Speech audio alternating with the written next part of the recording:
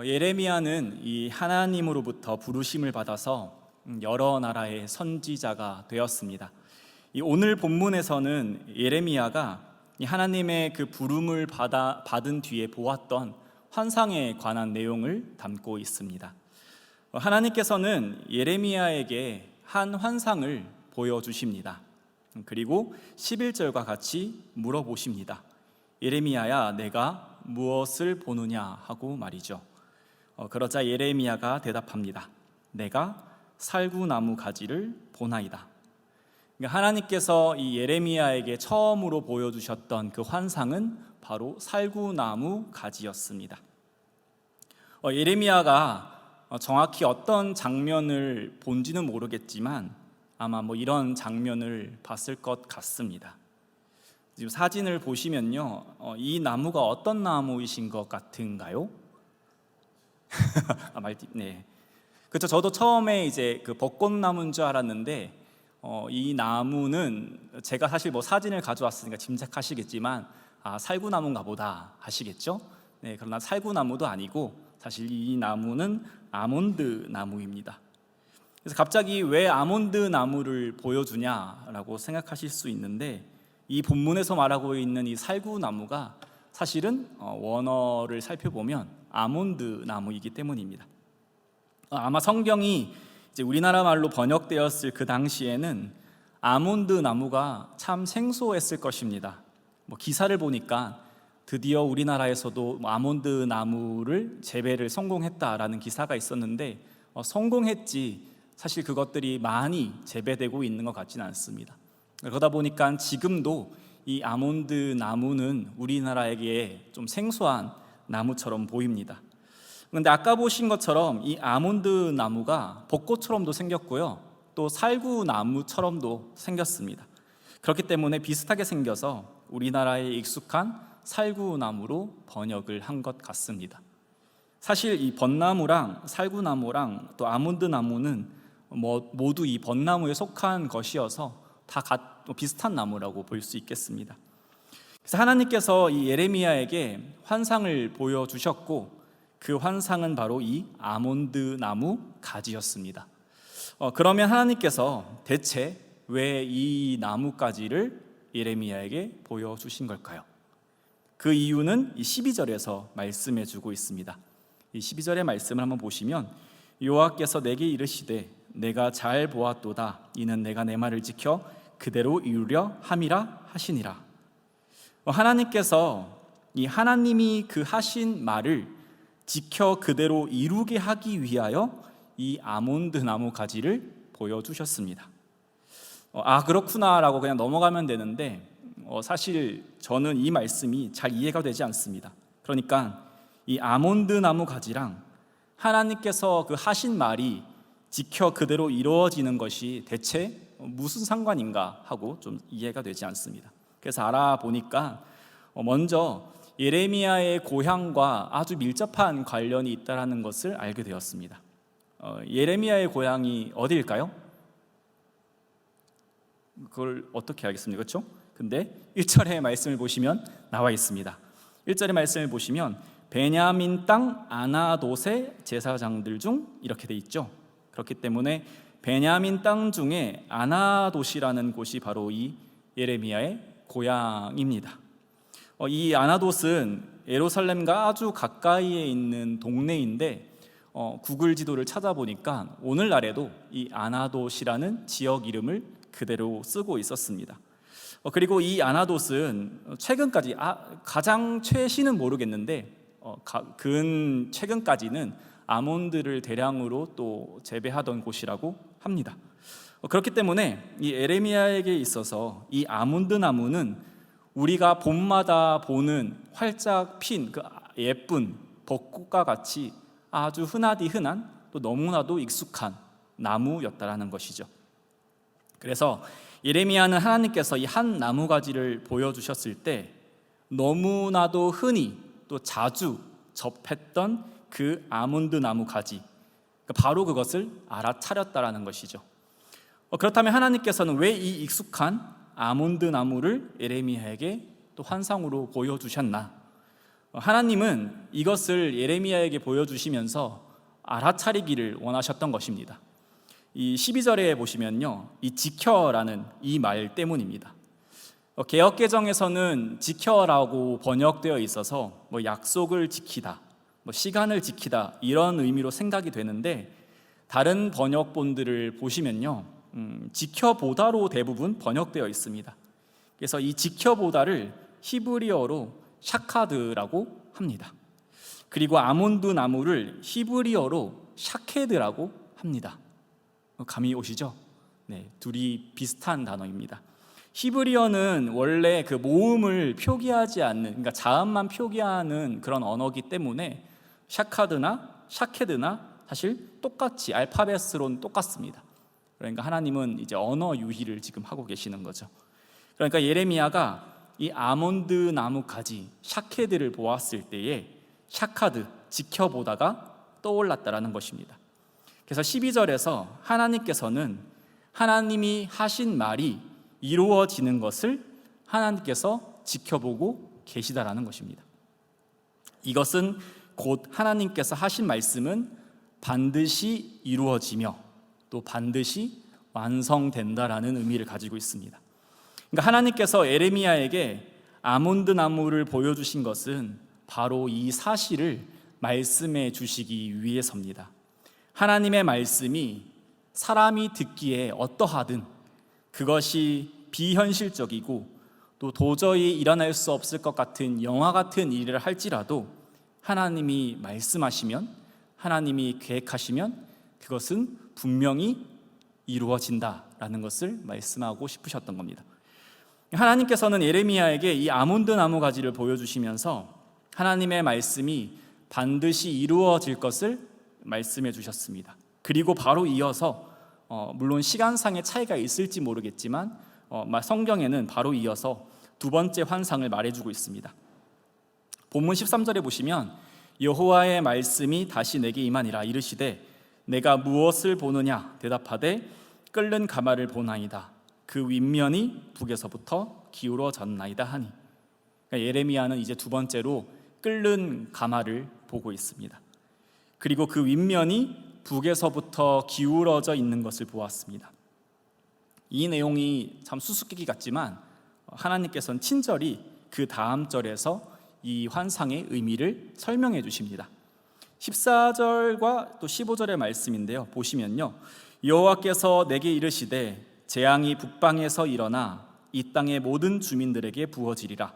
내가 북방 왕국들의 모든 족속들을 부를 것인즉 그들이 와서 예루살렘 성문 어귀에 각기 자리를 정하고 그 사방 모든 성벽과 유다 모든 성읍들을 치리라. 여호와의 말이니라. 가마에는 지금 무엇인가가 끓고 있습니다. 내용으로 볼 때 그것은 하나님의 진노, 하나님의 심판이라 생각할 수 있습니다. 그리고 이 가마가 북으로부터 기울어져 있습니다. 이것은 바로 북방에서 일어나는 북방 왕국들의 모든 족속들을 이야기하고 있습니다. 이들이 강성해져서 남유다를 침략할 것입니다. 그들의 침략은 성공적이어서 남유다는 그것을 막아내지 못하고 결국 망하게 될 것입니다.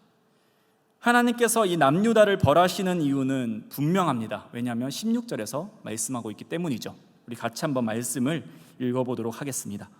무리가 나를 버리고 다른 신들에게 분향하며 자기 손으로 만든 것들에 절하였은즉 내가 나의 심판을 그들에게 선고하여 그들의 모든 죄악을 징계하리라. 그들이 벌을 받는 이유는 하나님을 버렸기 때문입니다. 다른 신들에게 분향을 했고 아무것도 아닌 것들에게 절했습니다. 그렇기 때문에 하나님은 이들을 심판하기로 정하셨고 그들에게 분명히 정하신 대로 심판을 행하실 것입니다. 이 놀라운 환상을 보고 그 환상에 감추어진 뜻을 예레미야에게 하나님이 친절히 설명해 주실 때 예레미야는 과연 어떠했을까요? 예레미야도 그 시간 속에서 살아가던 사람입니다. 우리도 사람이고 예레미야 당시에 살던 사람도 동일한 사람이지만 그들의 생각과 우리의 생각은 분명히 큰 차이가 있습니다. 시간뿐만 아니라 문화도 너무나도 다른 사람들이기 때문이죠. 예레미야를 포함한 그 당시를 살던 유대인들은 그들이 차마 망할 것이라고는 생각조차 안 하고 있었습니다. 왜냐하면 그들은 아브라함의 자손이기 때문입니다. 아브라함의 자손이라는 것은 곧 하나님의 언약 백성이라는 뜻이죠. 또한 그들에게는 자랑거리인 하나님의 성전이 있었습니다. 성전이 있다라는 것은 그 전지전능하신 하나님이 자신들과 함께 하신다라는 뜻이기도 합니다. 하나님께서 정말 살아계시고 하나님께서는 정말 유일하신 신이십니다. 그렇기 때문에 누가 자신들을 건드릴 수 있을까요? 그렇기 때문에 망하지 않습니다. 그리고 결코 무너지지 않을 것입니다. 물론 역사적으로 봤을 때 이스라엘 백성들이 잘못하면 하나님께 혼쭐이 나긴 했지만 그건 하나님께 혼나는 것이지 이방인들에게 결코 망한 적은 없습니다. 앞서 배경에 대해서도 잠깐 살펴봤듯이 요시야 왕 때는 하나님 앞에 올바르게 살기 위하여서 또 종교개혁을 감행하고 있을 때였습니다. 하나님 앞에 철저히 회개하고 하나님께서 명하신 그 율법대로 살기 위해 힘쓰던 시대라는 것이죠. 그런데 예레미야에게 보여주신 것은 너희들은 반드시 망한다입니다. 예레미야는 하나님께서 세운 선지자지만 그 또한 유대인이고 이 예레미야서 전반적으로 걸쳐져 있는 그 말씀들을 살펴보았을 때 예레미야는 누구보다도 자기의 나라, 자기 민족을 사랑했던 사람입니다. 그런 예레미야에게 하나님께서 이런 환상을 보여주실 때 예레미야가 그냥 쿨하게 알겠습니다 라고 넘어갔을까요? 상당히 큰 충격을 받지 않았을까요? 예레미야는 이 환상을 보고 뜻을 알게 되었을 때 그것을 받아들일 수 있을까요? 예레미야의 충격이 어떻든 그리고 너무나 엄청난 내용이어서 믿어지지 않을지라도 하나님이 정하신 일은 반드시 이루어 가실 것입니다. 첫 번째 환상을 통해서 하나님께서는 정하신 것을 반드시 이루겠다고 말씀하셨고 그 반드시 이루어질 것은 두 번째 환상의 내용과 같이 유다의 멸망인 것입니다. 사랑하는 성도님, 세상에서 일어나는 일들을 우리가 가만히 들여다보면 과연 이 세상에 선한 것이라고는 존재하는가 의문이 많이 듭니다. 지금 대한민국에 참 떠들썩한 사건들이 계속해서 일어나고 있죠. 그래서 이런 의문이 들면 계속 생각을 하다 보면은 이런 생각까지 하게 됩니다. 물론 저만 한 걸 수도 있는데 과연 하나님은 살아계시는가? 저는 종종 그런 질문을 합니다. 그리고 하나님은 과연 지금 무엇을 하고 계시는가? 이런 생각을 할 때도 있고요. 그러나 분명한 것은 하나님께서 뜻하시고 정하신 대로 지금 역사는 흘러가고 있다라는 것입니다. 제가 한 영화에서 이런 장면을 보았습니다. 장군이 있고 옆에 부관이 서 있습니다. 적들이 쳐들어오는 그 긴박한 상황 속에서 부관이 장군에게 계속 질문을 합니다. 장군 어떻게 하시오 그럽니까? 장군님 언제 우리가 공격하면 됩니까? 부관은 지금 안달이 났습니다. 발을 동동 구르면서 불안해하는데 장군은 느긋합니다. 그러면서 마치 너가 뭘 알겠냐라는 듯이 쳐다보고 가만히 있습니다. 그리고 나중에 시간이 흘러서 결국 이 장군의 전략이 통하면서 전쟁은 승리하게 됩니다. 이 부관도 분명히 전쟁의 잔뼈가 굵은 사람일 텐데 이 장군의 그 깊은 의도를 알아차리지 못합니다. 영화에서뿐만 아니라 우리가 살아가면서 이런 경험들을 참 많이 합니다. 특히 리더의 자리에 있을수록 이런 경험들을 아마 많이 해보셨을 것입니다. 사람과의 관계도 이러한데 하물며 이 하나님의 계획을 우리 인간이 사람이 어찌 다 알 수 있을까요?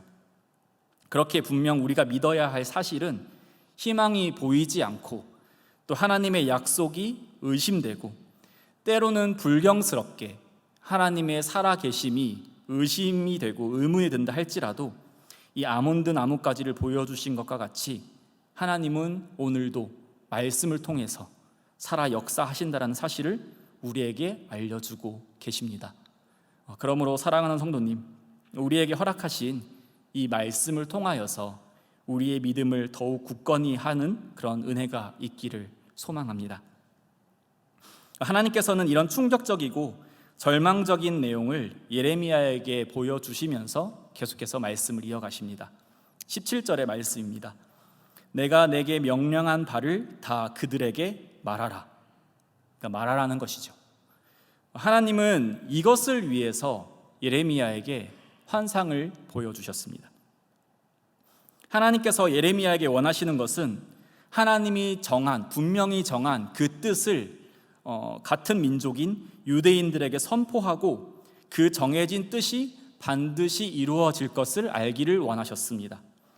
아까 좀 전에 이 환상은 예레미야에게 있어서도 엄청나게 큰 충격이라는 사실을 우리가 잠깐 살펴보았습니다. 성경에서는 이 예레미야의 생각과 감정이 어떠한지 자세히 말해주고 있지는 않은데 17절의 말씀에서 조금 단서를 찾을 수 있습니다. 17절 말씀에 보시면은요, 하나님께서는 예레미야에게 두려워하지 말라라고 말씀하고 계십니다. 그 말인즉슨 예레미야가 두려워하고 있다라는 거죠. 그 두려움은 바로 하나님의 말을 전하는 것에 대한 두려움입니다. 우리는 믿음의 인물들이 하나님의 말씀에 너무나도 쉽게 순종하고 그래서 그 일을 행한다라고 착각할 때가 있습니다. 예레미야는 우리와 똑같은 사람이기 때문에 두려웠습니다. 이 절망적이고 끔찍한 내용을 그의 가족에게 또 친구들에게 같은 민족에게 전해야 하는 것이 말입니다. 예레미야는 그저 전할 뿐입니다. 예레미야가 이 일을 계획한 것도 아니고 이 일을 실행하는 것도 아닙니다. 그런데 사람들은 단지 부정적인 이야기를 듣는 것만으로도 싫어합니다. 역사적으로 보면 바른말하는 충신은 오래 살지 못했습니다. 아무리 그것이 옳은 소리라도 듣기 거북하면 왕이 목숨을 해했기 때문이죠. 유대인들은 망하지 않습니다. 왜냐하면 성전이 있으니까요. 하나님이 함께 하시기 때문이죠. 이런 생각이 깊숙이 박혀있는 자신의 그 동포들에게 하나님이 우리를 분명히 망하게 하실 것이다. 너희는 하나님의 심판에 의해 망하게 될 것이다 라고 선포해야 한다면 성도님들께서는 기꺼이 그걸 하시겠습니까? 저는 겁쟁이여서 그런가 못할 것 같습니다. 그 말을 듣자마자 하나님, 전 하기 싫습니다. 제가 왜 남들한테 미움받으면서 그런 안 좋은 이야기를 전해야 됩니까? 라면서 하나님께 되물을 것 같습니다. 하나님이 그래도 가라 하면 울며불며 떼쓰며 최대한 떼써 볼 것 같습니다. 성도님, 예레미야의 마음이 조금은 이해가 되신다면 그 마음을 가지고서 우리의 삶을 한번 생각해 보면 좋을 것 같습니다. 예수님을 믿는 것이 우리에게 과연 복일까요? 복이시죠? 네, 복이시죠. 또 예수님의 제자로 살아가는 것이 기쁨이 되시죠? 네, 기쁨이 되시죠. 네, 너무 맞는 말입니다. 정말 그렇습니다. 예수님 때문에 우리는 행복하고 예수님 때문에 우리는 분명 복받은 자들입니다. 근데 분명한 사실이고 이 변치 않는 사실인데 우리는 종종 또 자주 그렇지 못한 것을 경험합니다. 예를 들어서 예수님의 가르침 중에 원수를 사랑하는 것, 이것을 생각해 보면 결코 쉽지 않으시죠. 원수를 어떻게든 이악 물고 참아서 원수를 사랑했는데 하나님이 즉각적으로 칭찬해 주시고 포상해 주신다면 더 탄력받아서 잘할 수 있을 것 같습니다. 그런데 원수를 우리가 어떻게 사랑을 하게 됐을 때 그 결과는 우리의 생각과 많이 다를 수 있습니다. 우리는 기복신앙을 경계합니다. 원수를 사랑하는 것이 복받기 위함이 아닌 것을 우리는 잘 알고 있습니다. 그러나 복은 바라지 않아도 욕은 먹지 않아야 하는 거 아닐까요? 원수를 사랑하면 너희는 반드시 오히려 욕먹을 것이다 라고 예수님께서 그런 결말을 정해 주셨다면 아무리 우리가 예수님의 제자라고 하지만 기꺼이 그것을 할 수 있을까요? 그러나 예수님의 제자로 살아간다는 것은 우리 많이 경험해 보셨겠지만 되게 그렇습니다. 예수님을 믿지 않는 이들과 대화가 되지 않고 그들과 너무 다른 세상을 사는 것 같고 그렇기 때문에 손가락질 당하고 무시당하고 욕을 먹는 경우가 참 부지기수라는 거죠. 예레미야가 자신의 민족에게 그 하나님의 말씀을 선포하는 두려움과 지금 이 시대에 그리스도인으로서 예수님의 가르침대로 살아가려고 하는 우리의 두려움은 참 많이 닮아 있는 것 같습니다. 둘 다 순종에 기반하고 있기 때문입니다. 순종했을 때 그 결과가 항상 아름답지만은 않습니다. 고난이 예상되고 욕 먹을 것이 뻔히 보입니다. 예수님의 가르침대로 살아가는 것이, 세상과 다르게 살아가는 것이 예수님이 말씀하신 것과 같이 좁은 길로 가는 것입니다. 두려움을 느끼고 있는 예레미야에게 하나님은 말씀하십니다. 우리 17절 마지막 부분의 말씀인데요, 같이 한번 읽어보겠습니다. 내가 그들 앞에서 두려움을 당하지 않게 하리라. 이 말씀만 놓고 보면 위로의 말씀처럼 들립니다. 하나님께서 두려움을 당하지 않게 하신다, 이렇게 보입니다. 그러나 다른 번역본들을 보면 그 의미가 조금 다릅니다. 새 번역을 한번 보면요, 오히려 내가 그들을 두려워하면, 그러니까 여기서 이제 예레미야를 말씀하는 거죠. 예레미야가 너희 민족을 두려워하면 오히려 내가, 하나님이 너를, 그러니까 예레미야 너를 그들 앞에서 무서워 떨게 하겠다, 이렇게 번역을 하고 있고요. 쉬운 말 성경을 보시면요, 만일 내가 두려운 마음을 품는다면 나는 너를 정말로 그들 앞에서 무서워 떨게 만들겠다. 대부분의 다른 번역본들도 이렇게 번역하고 있습니다. 그러니까 하나님께서는 예레미야에게 위로해 주시는 게 아니라 오히려 다그치고 계시다라는 거죠.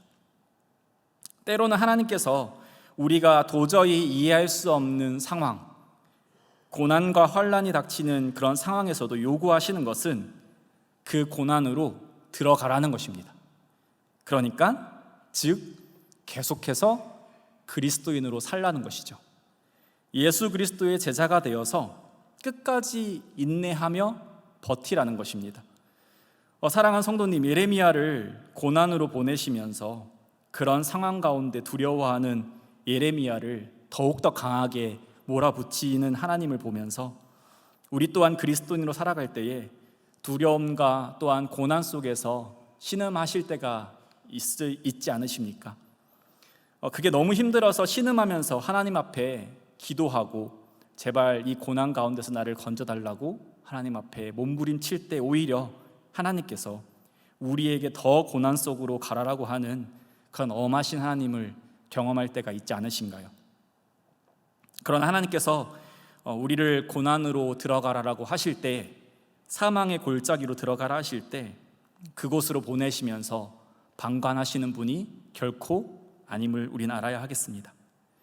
하나님께서 어떤 일을 처리하셔야 되는데 하나님도 참 그거 하기 난감하셔서 우리를 어쩔 수 없이 그것으로 밀어넣는 것이 아님을 우리는 결코 알아야 하겠습니다.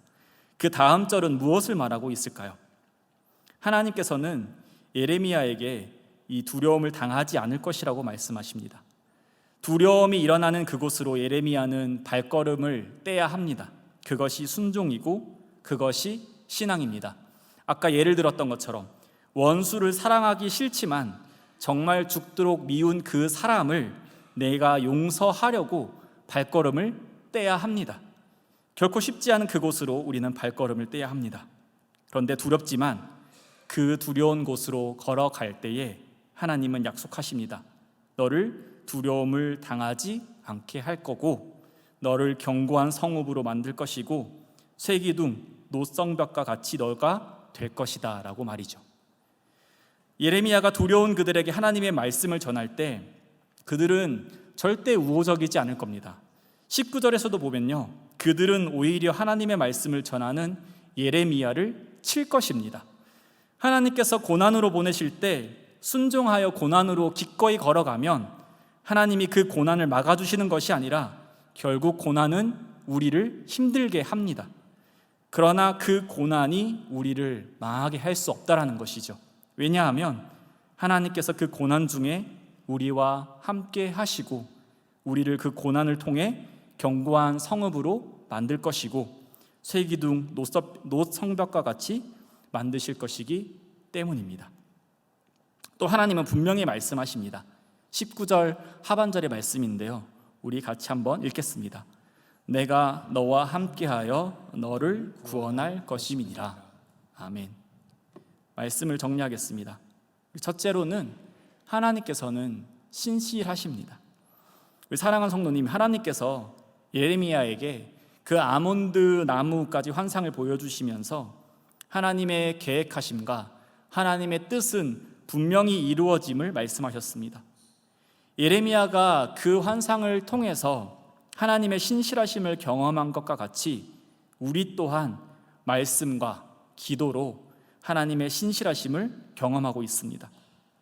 그리고 우리가 그리스도인으로 이 자리에 모여서 하나님 앞에 지금 예배드리고 있는 것이 바로 하나님께서 신실하시다라는 증거죠. 그래서 우리는 성경에서 나오는 그 말씀을 굳게 믿으면서 더 나아가서 예수님께서 다시 오신다라는 그 말씀을, 또 예수님께서 다시 오실 때에 영광스러운 몸을 입고 부활한다라는 그 사실을 우리는 믿으면서 살아가야 하겠습니다. 그것을 바라면서 믿으면서 살아갈 때에 우리의 삶의 목적이 다른 헛된 것에 꽂히지 않고 오직 하나님께 그 목적이 있을 것입니다. 지금 당장 눈에 보이지 않고 현실에 가려져서 그 하나님의 약속이 흔적도 없이 사라진 것 같이 느껴진다 할지라도 분명히 우리에게 말씀하신, 약속하신 그것을 믿으며 구원의 확신을 가지고서 살아가는 저와 우리 성도님 되시기를 소망합니다. 둘째로는 하나님께서 우리와 함께 하신다라는 것입니다. 하나님은 우리를 그리스도의 제자로 삼아 주셨고 우리를 세상의 소금과 빛으로 친히 세우셨습니다. 그것은 세상의 가치를 따르지 않고 세상과 다르게 살아가야 하는 것을 의미합니다. 다르기에 우리는 불편함을 겪기도 하고요, 불편함을 넘어서 고난과 역경을 마주하기도 합니다. 예레미야가 순종하여서 하나님의 말씀을 전할 때 그것이 마음에 들지 않아서 예레미야를 치는 것 같이 우리를 치려는 자들이 분명히 있을 것입니다. 그것은 악한 영의 세력일 수도 있겠고 불신자들일 수도 있겠고 때로는 나의 너무나도 친했던 친구일 수도 있겠고 또 나 자신, 나의 욕망일 수도 있습니다. 분명한 것은 그리스도의 제자로 살아간다는 것은 평탄한 길이 아니라는 것입니다. 나 자신을 날마다 부인하며 나아가야 할 길이라는 것입니다. 그럴 때에 오늘 예레미야에게 하셨던 그 말씀, 두려워하지 않기를 우리가 소망합니다. 하나님이 우리를 두렵지 않게 하십니다. 하나님이 분명히 우리를 구원하셨고 구원을 이루어가고 계십니다. 하나님께서 우리와 함께 하십니다. 그러니 우리는 그 두려운 곳으로 기꺼이 용기 내어서 한 발 내딛기를 소망합니다. 내디딜 때 역사하시는 그 하나님을 경험하며 살아가는 우리 모두가 되기를 소망합니다. 마지막으로 하나님께서 우리를 부르시고 보내시는 것이 바로 복이라는 것입니다. 하나님은 전능하십니다. 하나님께서는 모든 것을 하실 수 있습니다. 그럼에도 불구하고 하나님은 두려워하는 예레미야를 부르셨습니다. 그리고 어리석고 연약하고 고집스러운 우리도 하나님이 택하시고 부르셨습니다. 예레미야는 두려움으로 순종하며 말을 전할 것입니다. 그리고 고난당할 것입니다. 마음도 아플 거고 몸도 괴로울 것입니다. 그런데 그 가운데 예레미야는 경험할 것입니다. 하나님이 정말 자신과 함께 한다는 것을 말이죠. 하나님이 함께 하심으로 자신은 견고한 성읍이 되고 철기둥이 되고 노성벽이 되는 것을 분명히 고난을 통해 경험할 것입니다. 하나님께서 허락하신 구원을 그 어느 누구도 빼앗을 수 없음을 그 모든 고난의 시간을 통해서 두려움의 시간을 통해서 예레미야는 경험하게 될 것입니다. 그렇기 때문에 예레미야에게 있어서 이것은 바로 복이라는 것이죠. 이와 마찬가지로 우리는 그리스도인으로서 살아가면서 많은 두려움과 고난을 맞이하게 됩니다. 하나님께서 원하시는 것은 그 모든 것을 통하여서 우리가 더욱더 하나님을 알아가며 하나님을 경험하기를 원하신다는 것입니다. 그 시간을 통하여 더욱 연단되고 하나님을 순전히 믿게 됨으로써 하나님의 백성으로 살아가는 것이 어떤 것인지를 비로소 깨닫게 된다는 것입니다. 그래서 예수 그리스도를 믿는 것이 대체 왜 복인지를 고난을 통해서 깨닫게 되고 하나님의 자녀로 살아가는 것이 왜 복인지를 깨닫게 된다는 것입니다. 그러니 사랑하는 성도님, 이 하나님의 말씀을 온전히 믿는 은혜가 있기를 소망하고요. 또한 그리스도인으로 고난의 자리로 보내실 때에 두려움이 엄습하는 그 자리로 우리를 보내실 때 두렵고 떨리지만 아멘할 수 있는 용기가 우리에게 있기를 소망합니다. 그리하여서 그 모든 시간을 하나님과 동행하면서 더욱더 성장한 믿음을 통해 더욱더 하나님을 신뢰함으로 인하여서 하나님만을 우리의 기쁨으로 여기며 살아가는 우리 모두가 되기를 주님의 이름으로 소망합니다. 우리 오늘 함께 나누었던 말씀을 생각하시면서 함께 찬양 드리도록 하겠습니다.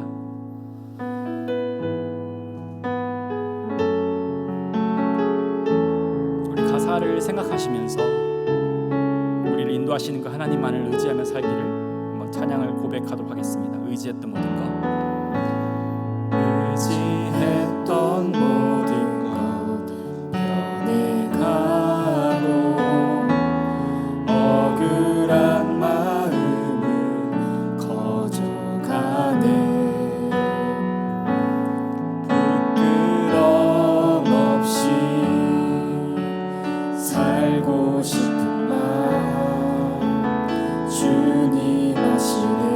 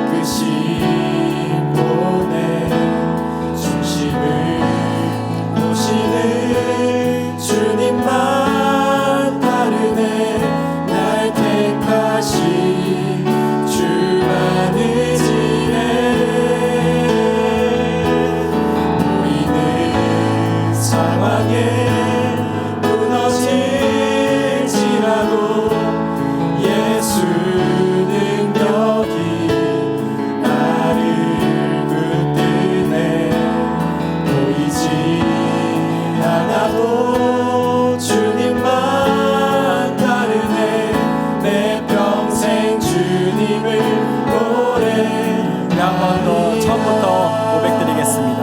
의지했던 모든 것,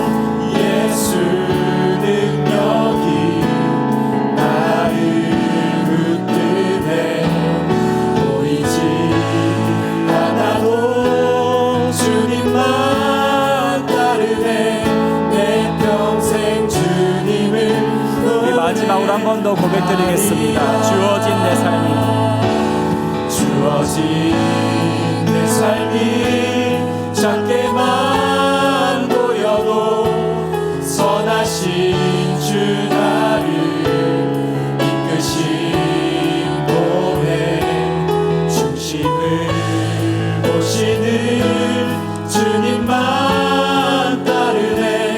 날 택하신 주만 의지해. 보이는 상황에 무너질지라도 예수 능력이 나를 붙드네. 보이지 않아도 주님만 따르네. 내 평생 주님을 노래하리라. 우리 함께 이 시간 들은 말씀을 기억하시면서 함께 기도하길 원합니다. 우리 먼저는 하나님을 온전히 믿는 믿음을 허락하여 달라고 기도하길 원합니다. 신실하신 하나님을 믿으며 지금도 하나님의 섭리로 세상을 다스리심을 믿으며 그리스도의 다시 오심과 부활 신앙을 가지고 살아가는 믿음 있는 우리들 되게 해달라고 기도하길 원합니다. 또 하나님을 의지함으로 그리스도의 제자로 기꺼이 살아가는 우리가 되게 해달라고 기도하길 원합니다. 어떠한 두려움 속에서도 우리와 함께 하시는 그 신실하신 하나님을 믿으며 한 걸음 내딛게 하시고 그 걸음을 통하여 주님 영광받아 달라고 기도하길 원합니다. 또 마지막으로 오직 하나님 한 분만으로 만족하는 삶 살게 달라고 우리 기도 제목을 생각하시면서 함께 기도하시겠습니다. 기도하겠습니다.